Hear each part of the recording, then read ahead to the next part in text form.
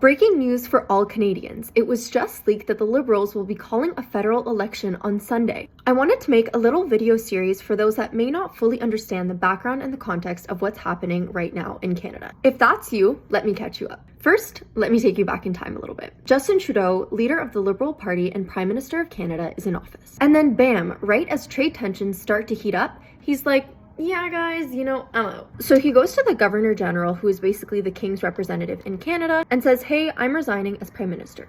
But under Canadian Constitution, stepping down as a party leader doesn't necessarily mean stepping down as the Prime Minister immediately. Instead, he remains in office as his party tries to find a new leader to replace him. But the Governor General prorogues the government until this new leader is found. A prorogation is basically a pause in Parliament. And it's set to last until March 24th, which is coming up really, really soon. So now the Liberals are scrambling to find a new leader. They need an election. Here's the catch. Not everyone in Canada gets to participate in this Liberal election. Only official registered members of the Liberal Party have a right to vote. So in this Liberal race, there are 4 candidates. Mark Carney, big finance guy, former governor of the Bank of Canada, he's the one that ends up winning. On Sunday, he was officially sworn in as the new leader of the Liberal Party. So super slay, everything is good. But once again, there's a twist. Sure, he's the new party leader, but he's not actually an elected member of Parliament. And why would he have to be an official member of Parliament?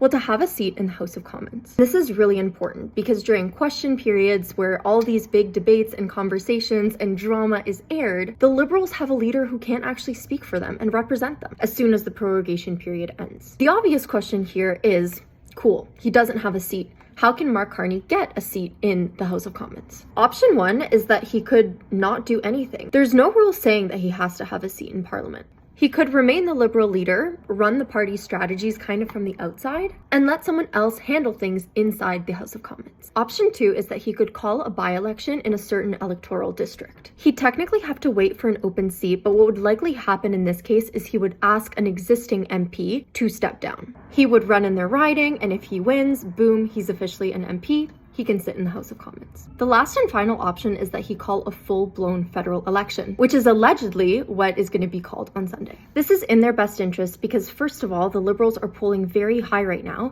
and second of all, they don't want opposition to call a vote of non-confidence, which they promised that they would do as soon as Parliament resumes. The Conservative and NDP leaders both promised that they would do this, so assuming that they're going to follow through with their promises, it's in Carney's best interest to be the one that calls the election before prorogation ends.